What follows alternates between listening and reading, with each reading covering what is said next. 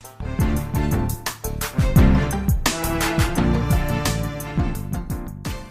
welcome to the Market Alert for Monday, the 19th of September 2022. So, a plunge in FedEx shares nukes economy. The doing fine narrative has just been removed once more as global stocks and bonds lose $4 trillion in last week's trading sessions. FedEx warning weighs on sentiment while yields dip as inflation expectations fall.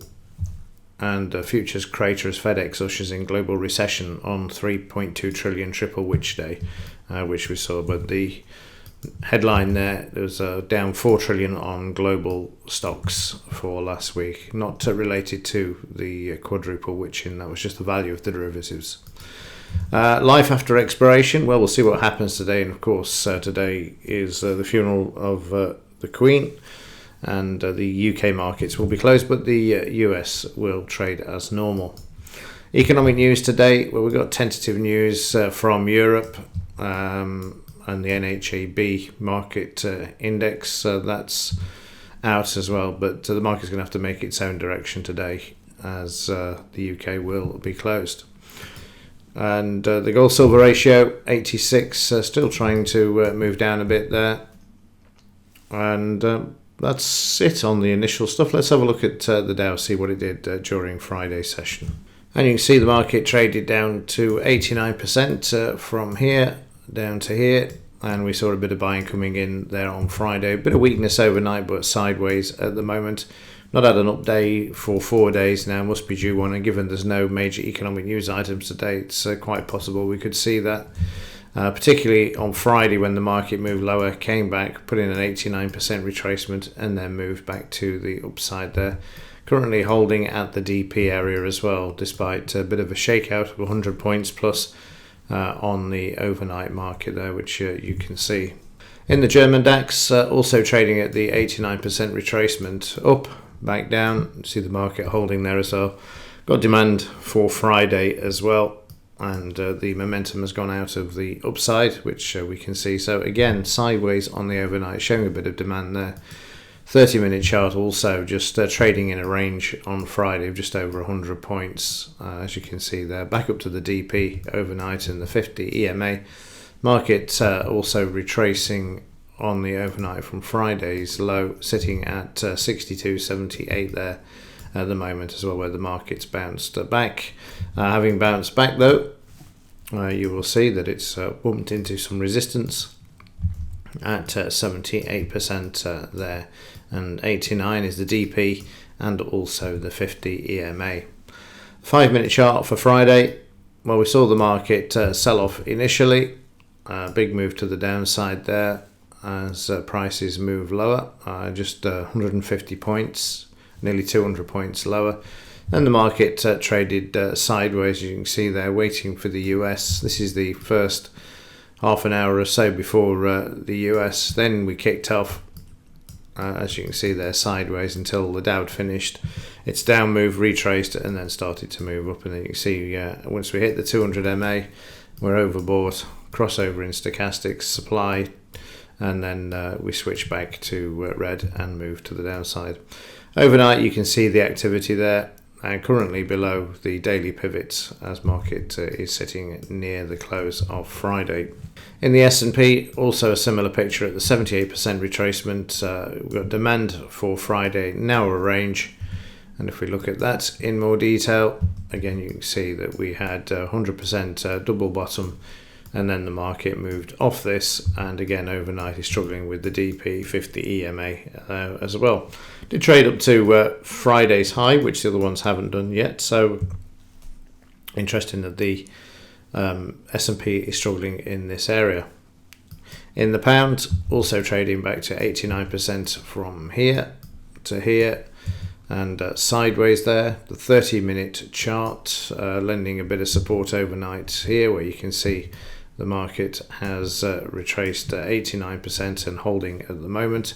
And on Friday, the market moved lower initially and then traded up, and then traded all the way back down with the weakness that was across the board in the German DAX and in the futures, the Dow futures, before the cash opened at 2:30 p.m. And in the currencies, in the JPY, the market trading back to 62% retracement there. You can see that also it's at the 50 EMA and the 20 bar moving average. Not above it at the moment though, it needs to get above this if it intends to move higher. You can see how it's been a resistance for it overnight in the Asian session. And very important that it stays above the low there as well. But at the moment, stuck in a range. Like I say, I think you'll find things will pick up a bit from tomorrow, as all of the news will change, all the narrative, cost of living crisis will be back, and everything else as well. So be prepared for the brainwashing and propaganda to start again tomorrow. The pound moving lower as well, taking out that 114, and I promised to find a longer term chart, and I found one, so let's have a look at that.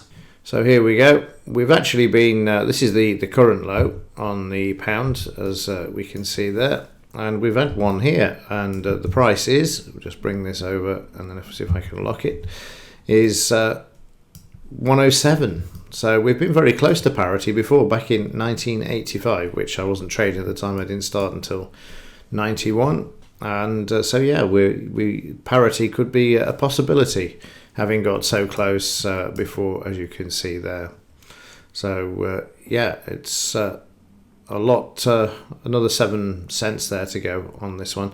Yeah, so there we go. The 107 level is going to be very important for this market, because on the max of this data, that's the lowest it's ever been. And in the metals, silver was down on Friday, but they managed to bring it back, but it's back down on the overnight. It's getting into a bit of a sideways move, but it's shown a lot of strength on Friday to come off that 20 bar moving average and the 62% retracement there.